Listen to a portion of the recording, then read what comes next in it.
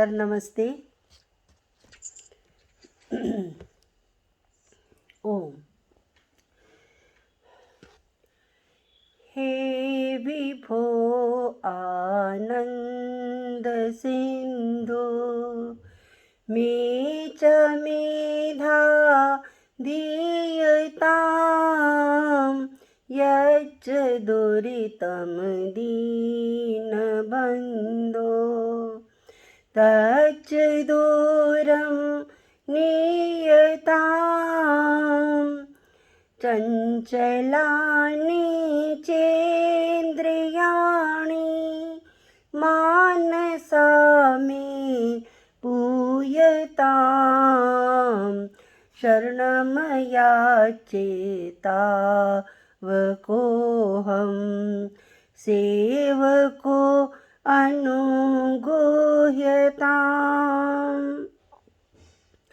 त्वयि च वीर्यं विद्यते यत् तच्च मयि निधीयताम्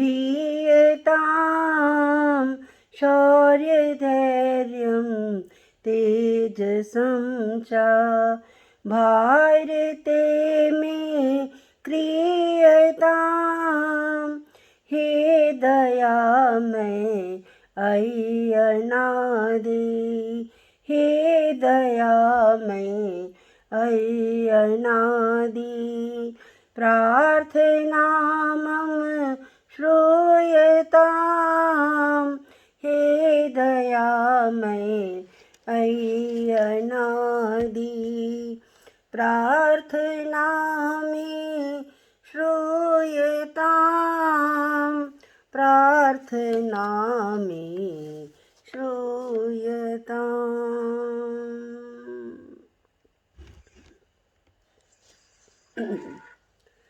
आर्य समाज विवेक विहार का साप्ताहिक सत्संग, जिसका कि नाम ही बड़ा ही आकर्षक है, नारी उत्कर्ष, अर्थात कि मतलब ऊपर उठना, उन्नति करना। और हमेशा नारियां उन्नति कर रही हैं और हमेशा करती ही रहेंगी। आपके जो इस कार्यक्रम का टाइटल है, ये मुझे बहुत ही अच्छा लगता है, नारी उत्कर्ष। बहुत प्यारा टाइटल है और इसमें मैं देख रही हूँ कि नारियां जो है बहुत उत्कर्ष कर रही हैं। सबसे पहले हमने ईश्वर की प्रार्थना उपासना के मंत्र सुने, फिर उसके बाद में हमने दो बहनों के भजन सुने जो कि बहुत ही मधुर थे और प्रकृति की, ईश्वर की इतनी सुंदर महिमा उन्होंने गाई कि मतलब सुन के आनंद आ गया। बहुत ही प्यारे भजन थे, बहुत अच्छे भजन थे। आपका बहुत बहुत धन्यवाद भजनों को सुनाने के लिए भी। और हम सब इतने मन से और इतने उससे हम लोग सुनते हैं तो बहुत अच्छा भी लगता है। तो जैसा कि हमने भजनों में सुना, उसी आज क्रम को मैं आगे बढ़ाऊंगी। मेरे आज इस बातचीत का विषय जैसा कि आदरणीय बहन दीदी हमारी उषा किरण जी बहुत कह रही थी, मैं इस लायक नहीं हूँ, बहुत अधिक आपने मेरे विषय में कह दिया, मैं इसके योग्य तो नहीं हूँ, लेकिन ठीक है, जो थोड़ा बहुत मेरे से बन पड़ता है या जो मैं कर पाती हूँ वो मैं आप सबके समक्ष अर्पित करती हूँ। और जो मैं कर पा रही हूँ वो आप सबके समक्ष है। आप लोगों को अच्छा लगता है तो ये मेरा बहुत बड़ा सौभाग्य है। तो आज मैं इस विषय को आगे बढ़ाती हूँ। मैंने आपको विषय बताया था, आपका फ़ोन आया था भाटिया जी का कि आप विषय बता दीजिए। मुझे समझ ही नहीं आ रहा था कि क्या विषय दूँ, तो मैंने सोचा कि अभी आजकल ऋषि निर्वाण उत्सव का मौसम चल रहा है तो उस पर बोलूँ। तो फिर मैंने सोचा कि नहीं, उस पर बहुत बहुत हो गया, लोगों ने बहुत सुन लिया, अब थोड़ा सा इसको अब पन्ना जो है पलटना चाहिए। तो फिर मैंने सोचा कि चलो अब ईश्वर की ओर मुड़ते हैं, क्योंकि देखिए यही तो सच्चाई है जीवन की। मानव जीवन का लक्ष्य ही तो ईश्वर को प्राप्त करना है। तो बहुत सुंदर अभी हमने सुना, भजनों के द्वारा भी बहुत ही प्यारे भजन थे। तो आइए आज हम मैं अपनी बात को अब आगे बढ़ाती हूँ। महर्षि स्वामी दयानंद जी ने बहुत ही सुंदर हमें ईश्वर तक पहुंचने के साधन बताए, और उसमें सबसे बड़ा साधन उन्होंने बताया कि पंच महायज्ञ जो हैं वो ईश्वर तक पहुंचने के सबसे उत्तम सीढ़ी है। तो हम सब जानते हैं पंच महायज्ञ क्या होते हैं: ब्रह्म यज्ञ, देव यज्ञ, पितृ यज्ञ, अतिथि यज्ञ और बलिवैश्य देव यज्ञ। और अभी हमारी आदरणीय बहन जी उषा किरण दीदी बहुत सुंदर व्याख्या कर रही थी ब्रह्म यज्ञ की, अर्थात संध्या के मंत्रों की बहुत ही सुंदर व्याख्या की जा रही थी। तो बहुत ही अच्छी, बहुत सधे हुए शब्दों में, बहुत विचारणीय शब्दों में आपने अपनी बात को रखा हमारे बीच में। आप कहती हैं मुझे नहीं आता, लेकिन आपको बहुत कुछ आता है।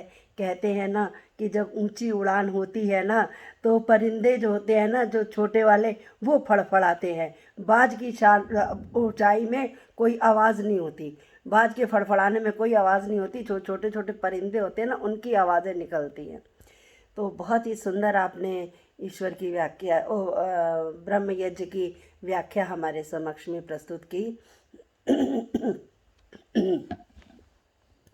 महर्षि स्वामी दयानंद जी ने और हमारे ऋषियों ने बहुत ये कहा कि जो संध्या है, ब्रह्म यज्ञ है, तो वो हमें अवश्य करना चाहिए। और उन्होंने ये कहा कि अगर हमें ईश्वर की गोद को प्राप्त करना है, या अगर हमें ईश्वर की प्राप्ति करनी है, तो कम से कम दिन में जो है 3 घंटा हमें अवश्य निकालने चाहिए संध्या के लिए, अपनी आराधना के लिए, स्तुति प्रार्थना उपासना के लिए हमें कम से कम 3 घंटे अवश्य निकालने चाहिए। और महर्षि स्वामी दयानंद जी ने तो सत्यार्थ प्रकाश में लिखा है कि 1 घंटा सुबह और 1 घंटा शाम को। लेकिन हमारे जो मनुष्य जो है ना, वो इतना आजकल तीव्र बुद्धि हो गया है ना, वो ये कहता है कि सोचता है अरे 1 घंटा कौन निकालेगा, सुबह भी और शाम भी 1 घंटा कैसे करेंगे, हम कैसे काम करेंगे। तो उन्होंने कहा कि चलो कोई बात नहीं, 1 घंटा 24 घंटे होते हैं ना पूरे दिन में, तो उसके कोई बात नहीं, तुम थोड़ा सा समय निकाल लो, 10% समय निकाल लो। 10% समय नहीं निकालते तो थोड़ा समय निकाल लो। तो इस बात को सुलझाते हुए जो है तुलसीदास जी ने कहा, क्या कहा कि 1 घड़ी आधी घड़ी, आधी की पुन आध, तुलसी संगत साध की हरे कोट अपराध। कि अर्थात अगर हम दिन में 1 घड़ी भी बैठ जाएं, 1 घड़ी का मतलब होता है 24 मिनट। तो देखिए ये मनुष्य कितना चतुर है। कहता महाराज 24 मिनट बैठना कितना मुश्किल है, मैं तो नहीं बैठ सकता इतनी देर ध्यान लगा के। उन्होंने कहा ठीक है, अगर तुम नहीं बैठ सकते तो 12 मिनट कर लो, आधी। तो क्या कहा कि 1 घड़ी आधी, आधी कर लो, आधी मतलब 12 मिनट कर लो। तो उन्होंने कहा 12 मिनट भी जो बहुत ज़्यादा हो जाएंगे, थोड़ा सा और कम करिए ना। तो उन्होंने कहा चलो ठीक है, पुन आध, फिर उसकी और आधी घड़ी कर लो, तो क्या 6 मिनट कर लो। 6 मिनट करें तो हम मनुष्य क्या है, बहुत होशियार है, अपनी होशियारी वो हर जगह दिखाता है। कहता है अरे जब 3 घंटे करने से कुछ नहीं हुआ है, जब 24 मिनट करने से कुछ नहीं हुआ, जब 12 मिनट करने से कुछ नहीं हुआ, तो 6 मिनट करने से क्या होगा, कुछ नहीं। अरे कोई फर्क नहीं पड़ता, छोड़ो इसको, जाने दो, मुझे इसकी कोई आवश्यकता नहीं है। लेकिन हमारे जो वैज्ञानिक हैं उन्होंने क्या कहा, उन्होंने कहा कि अगर कोई व्यक्ति दिन में सिर्फ और सिर्फ 6 मिनट बैठकर कोई भी कार्य अपने मन से करता है, तो वो उसका जो कार्य है वो सफल होता है, चाहे वो कोई भी कार्य करे। अगर आप 6 मिनट किसी को क्रोध करें, तो 6 मिनट तक अगर आपका मन जो है वो क्रोध में भरा रहे, तो क्या होगा, आपकी आंखें लाल हो जाएंगी, आपका चेहरा तमतमा जाएगा, और आपकी बॉडी लैंग्वेज भी चेंज हो जाएगी। बहुत सारे परिवर्तन जो हैं वो आपके शरीर में आने शुरू हो जाएंगे। इसी तरह अगर 6 मिनट, सिर्फ 6 मिनट अगर आप प्रेम में बैठे हुए हैं, प्यार में बैठे हुए हैं, किसी के साथ स्नेह में बैठे हुए हैं, तो फिर देखो आपकी क्या हालत होती है, कितने सुंदर शब्दों का आपके मुंह से निकलना होगा और कितने प्यार से आप सामने वाले को देखेंगे और उसकी हर बात में उसके साथ मिलने का प्रयास करेंगे। बहुत सुंदरता से आप ये काम कर पाएंगे। तो और जब कहा कि फिर ऋषि मुनि कहते हैं कि अगर 6 मिनट अगर आप ईश्वर के ध्यान में बैठते हैं, शर्त क्या है कि आपको अपनी आत्मा को और अंतःकरण को एक करके ध्यान से अगर आप उसमें बैठते हैं तो जो है आपको ईश्वर की गोद प्राप्त हो ही जाएगी।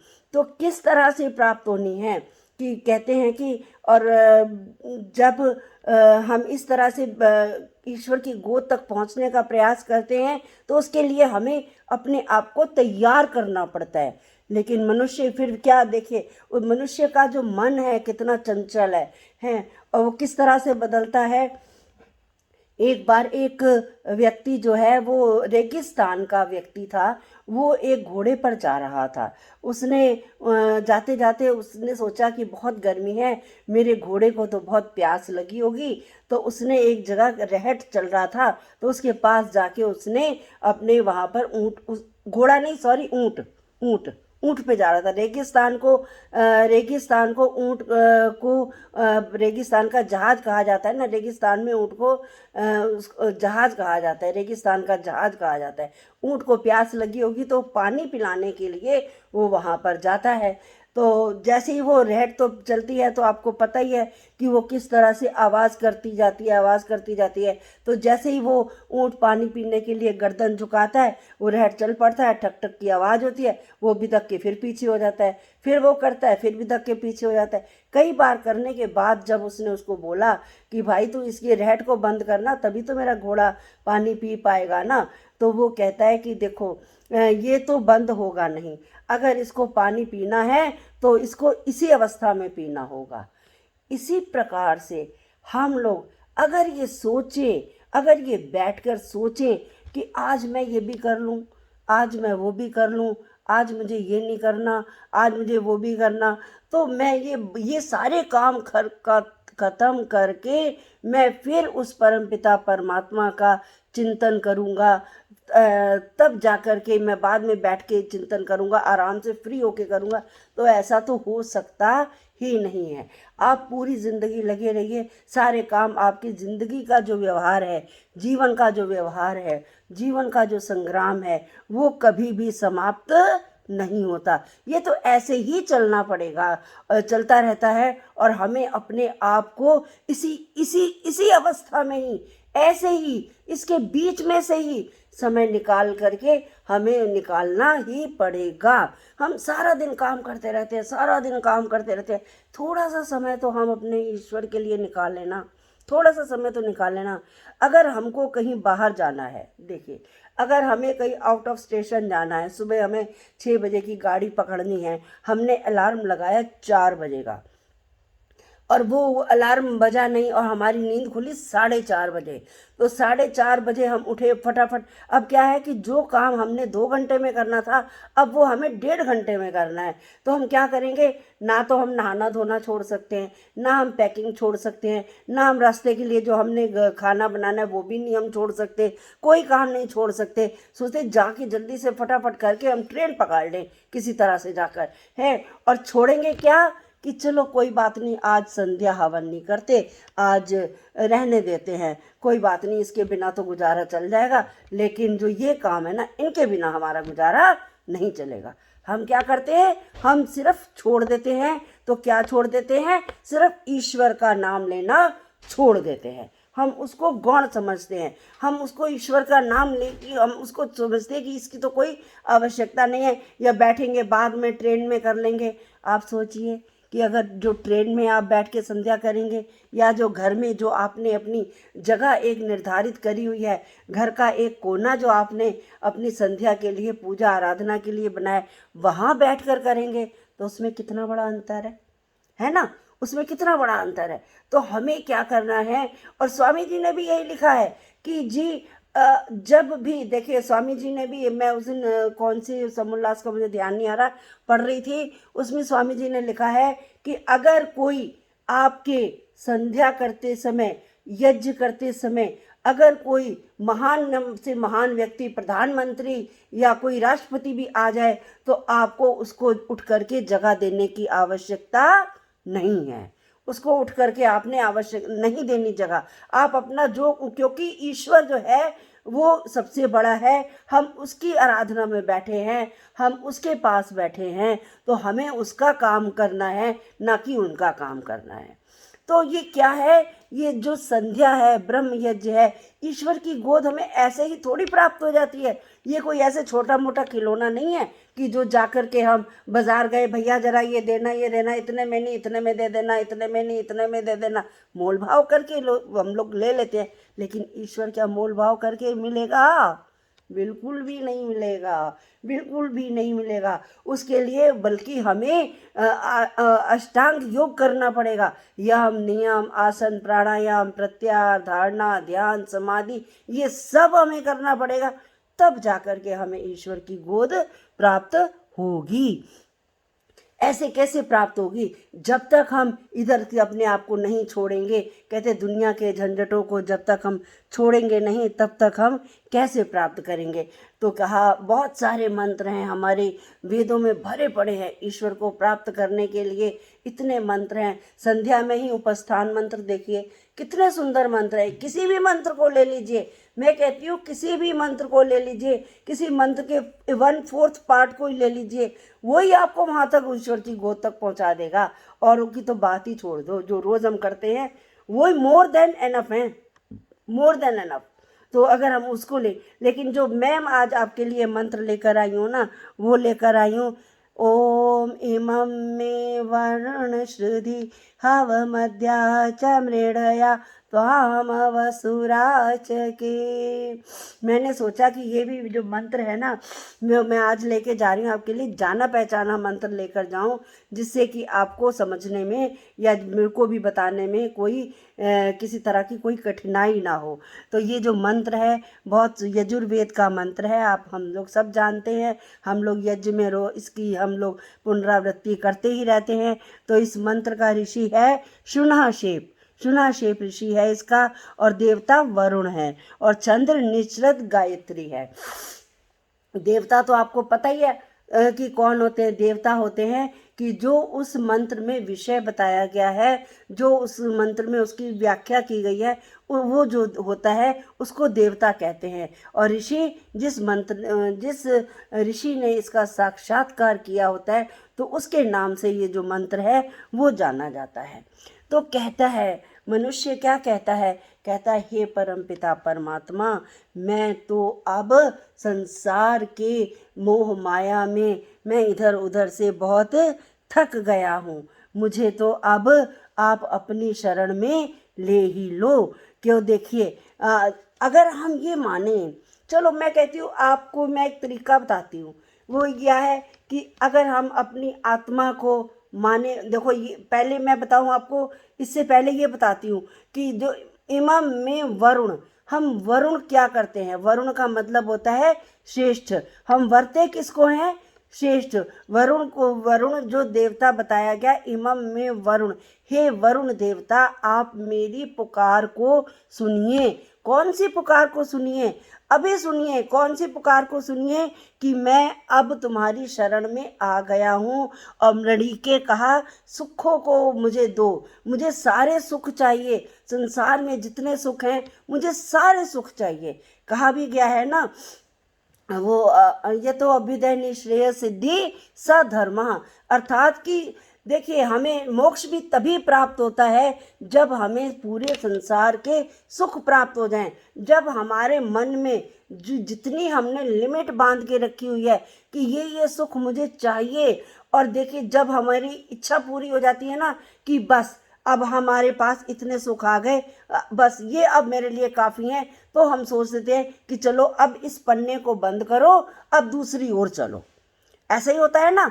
तभी तो हम कहते हैं कि जितनी जितनी, जैसे हम बाज़ार में शॉपिंग करने जाते हैं, कोई हमने कुछ जो सामान हमने खरीदना है, वो सामान हमने खरीद लिया, तो अब कहते हैं बस, अब बस हो गया, अब ख़त्म हो गया, अब चलते हैं घर।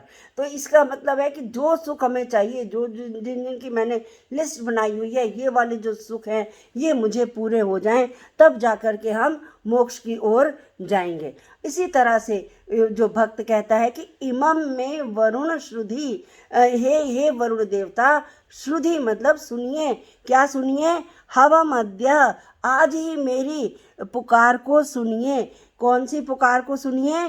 कि जो मैं अब तुम्हारे द्वार पर आ गई हूँ, कि अब ये जो माया की जो बारात है, ये जो माया की सारी इतनी ढेर बारात है, अब ये तो मुझे अपनी ओर आकर्षित नहीं करती है। मैं तो अब तुम्हारे द्वार पर आ चुकी हूँ। तो क्या कहा कि इस तरह से जैसे अगर भक्त जो प्रार्थना करता है वो ये कहता है कि अब हव मध्या चमड़या त्वाम वसुराच के, त्वाम मतलब तुम्हारी, अवसुराच के मतलब अवराज मतलब कहते हैं अवश्य मतलब मैं अब तुम्हारी शरण में आ गई हूँ। यह हम लोग प्रार्थना भी करते हैं ना, तेरे दर को छोड़ कर किस दर जाऊं मैं, सुनता मेरी कौन है, किसे सुनाऊं मैं।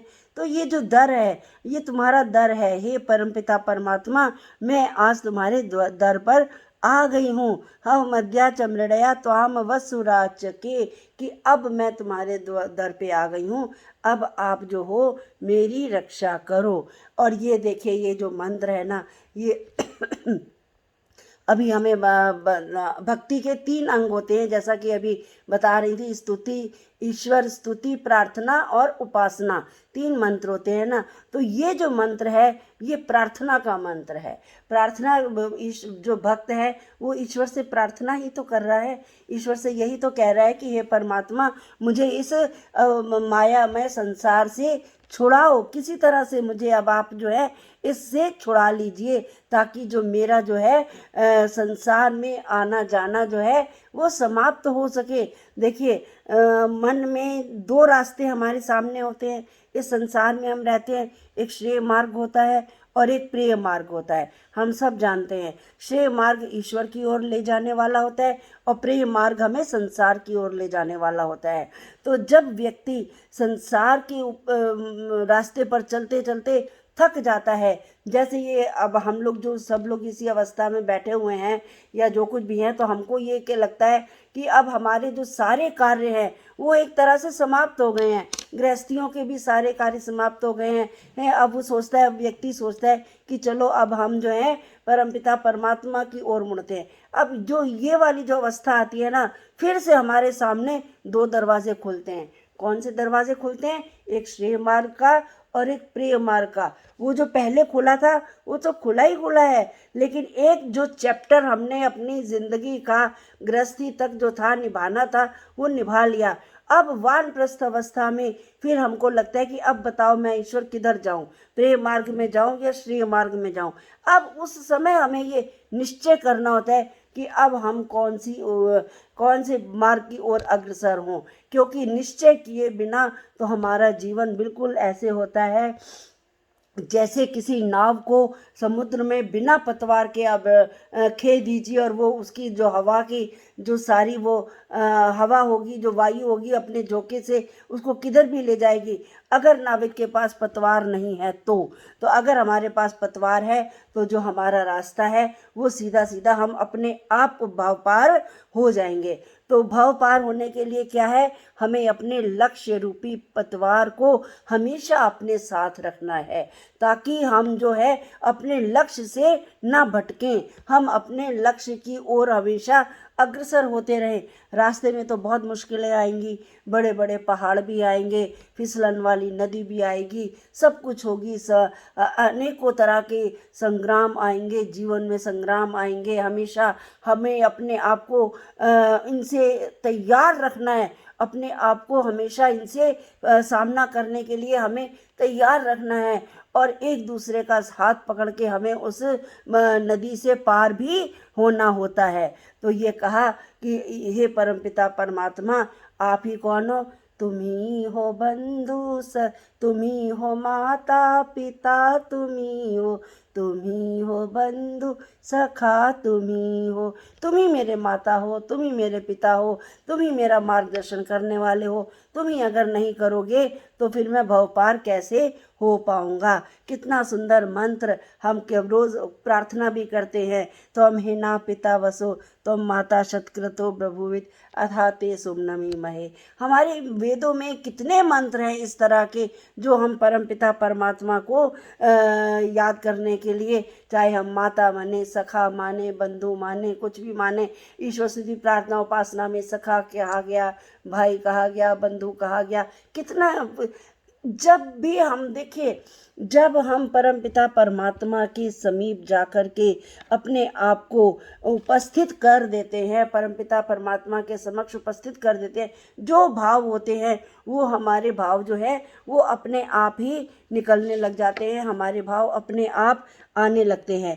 तो कहते हैं कि जो वरुण भी देखिए, एक बात और मैं बताती चलती हूँ। वरुण कौन होता है? वरुण परमात्मा को यहाँ पर कहा गया। आप अपनी इस भौतिक संसार में देखिए, हैं वर और वधु, दो चीजें होती है ना, वर और वधु, दोनों का गठबंधन होता है। वधु जो है किसका वर्ण करती है? वर मतलब श्रेष्ठ, जो उसको सबसे श्रेष्ठ लगता है उसी का ही तो वर्ण करती है ना। जो वधु होती है उसी का वर्ण करती है, तभी तो उसको वर और वधु कहा जाता है ना। है तो ऐसे ही जो वर है वो भी वधु का इसीलिए वर्ण करता है। दोनों आपस में एक दूसरे का वर्ण करते हैं, कि श्रेष्ठता का वर्ण करते हैं। परमपिता परमात्मा को कहा गया कि वो श्रेष्ठ है, कैसे ना हो। देखिए, और वरुण को क्या कहा गया? हम ईश्वर को वरुण क्यों नहीं बना पाते? क्यों हम इधर उधर घूमते हैं? क्यों? क्योंकि अज्ञानता के वश हम इधर उधर घूमते हैं। कहा गया है ना कि अविद्या, अस्मिता, राग, द्वेष और अभिनिवेश, ये जो 5 क्लेश है ना, ये हमें परमपिता परमात्मा से अलग करते हैं। अब और जिसमें अविद्या उनकी जननी है, बाकी के जो 4 क्लेश है ना, अब अस्मिता, राग, द्वेष और अभिनिवेश की जननी है अविद्या। तो जब जब हम अविद्या में रहते हैं तब जो है वो जो हमारे ऊपर हम वरुण को नहीं एक्सेप्ट कर पाते, तब तक हम वरुण को नहीं अपना पाते, उनका वर्ण हम नहीं कर पाते। और जिस समय हम छोड़ देते हैं, अज्ञानता को छोड़ देते हैं, राग द्वेष को छोड़ देते हैं, जैसा कि अभी मैंने कहा कि ये जो 8 अंगों को अपनाने से हमें ईश्वर की प्राप्ति होती है या ईश्वर की गोद मिलती है, तो उस तरह से हम करेंगे तो हमें अवश्य ही ईश्वर की गोद जो है वो प्राप्त हो जाएगी। बहुत सुंदर कहते हैं कि केन उपनिषद में बहुत सुंदर एक सूक्त आया है, एतदालम्बनं श्रेष्ठमेतद् आलम्बनं परम्, एतदालम्बनं जात्वा ब्रह्मलोके महीयते। कहा गया कि ईश्वर का सहारा ही सबसे श्रेष्ठ है, ईश्वर का सहारा ही सबसे श्रेष्ठ है और सबसे अंतिम सहारा है। इसी सहारे को जानकर ब्रह्मलोक में मनुष्य महान हो जाता है। इसी सहारे को जानकर के ब्रह्मलोक में जो मनुष्य है वो महान हो जाता है। और जब हम ईश्वर को प्राप्त कर लेते हैं, जब हम ईश्वर की गोद में बैठ जाते हैं, तो फिर हमें कोई चिंता नहीं, कोई दुख नहीं, किसी तरह का क्लेश नहीं। हमें ईश्वर का सहारा मिल गया तो हम ईश्वर के पास हमेशा रहते हैं और सुख से रहते हैं। कभी भी हमें गलत फहमी या गलत किसी तरह का कोई भी परेशानियां नहीं होती। कहते हैं उस परमपिता परमात्मा को प्राप्त करने के लिए एक राजा था। छोटी सी कथा सुनाती हूँ। एक राजा था, उसकी 10 रानियाँ थीं। तो राजा जो था विजय यात्रा पे निकला हुआ था काफ़ी समय से, काफ़ी टाइम उसको वहाँ पर हो गया। तो उसने जब उसका लौटने का समय आया तो उसने अपनी रानियों को पत्र लिखा कि तुम बताओ मैं तुम्हारे लिए क्या क्या, यहाँ की ये चीज़ मशहूर है, यहाँ की ये चीज़ प्रसिद्ध है, बताओ मैं तुम्हारे लिए क्या क्या चीज़ें लेकर के आऊँ। तो सभी रानियों ने अपनी अपनी फरमाइश लिख के भेज दी है। उनका किसी ने सोना मांगा, चांदी, धन, पैसा, बहुत सारी चीज़ें, ज़मीन जायदाद बहुत सारी चीज़ें उन्होंने मांगी। तो उन्होंने कहा ठीक है, मैं लेके आऊँगा। तो वो आया, जब आया तो जो जो सामान था वो उन्होंने सब रानियों को दे दिया। लेकिन जो सबसे छोटी रानी थी वो उसके पास जा कर के रहने लग गया। वहाँ उसके पास जा कर के जब रहने लग गया तो उन जो बड़ी रानियों को थी बड़ी ईर्ष्या हुई कि ये क्या हुआ, ये तो राजा जो है हमारे कहने पर तो आया नहीं, हम बड़े हैं, हमारा अधिकार ज़्यादा है, पहले उसको मेरे पास आना चाहिए था, दूसरी गई मेरे पास आना चाहिए था। सारी सारी इस तरह से आपस में जो है वो बातें करने लगी। एक दिन उन्होंने राजा से पूछा कि राजा जी ये क्या बात हुई, हम तो बड़े हैं और आप सबसे छोटी रानी के पास जा कर के रह रहे हो, हमको तो आपने अवॉइड कर दिया, ऐसे आप ऐसा कैसे हो गया। तो कहते हैं देखो उसमें रानी का कोई दोष नहीं है, मैंने सब रानियों से पूछा था कि आप लोगों को क्या क्या चाहिए, जिसने मुझसे जो कुछ भी कहा लाने के लिए मैंने उसको ला कर के दिया। किसी ने पद मांगा, प्रतिष्ठा मांगी, सोना मांगा, चांदी मांगी, हीरे मांगे, जवाहरात मांगे, जो कुछ भी दिया मांगा, जमीन जायदाद, जो कुछ भी आप लोगों ने मुझसे मांगा मैंने आपको आपके मांगने से ज़्यादा दिया, है ना। तो लेकिन अब रानी, ये छोटी रानी ने क्या कहा था, छोटी रानी ने पत्र में क्या कहा था, छोटी रानी ने ये कहा कि लाल रंग का कागज़ था और उस पर उसने लिख कर के भेजा सा सा लिख कर भेजा, अर्थात मुझे सिर्फ आपसे मिलने की लालसा है, मुझे सिर्फ आपसे मिलने की लालसा है, मुझे और कुछ नहीं चाहिए। तो वो अब मैं उसने जैसी वो जो जिसने जैसे कहा मैंने उसको वैसा ही किया, मैं उसके पास आकर के रह रहा हूँ।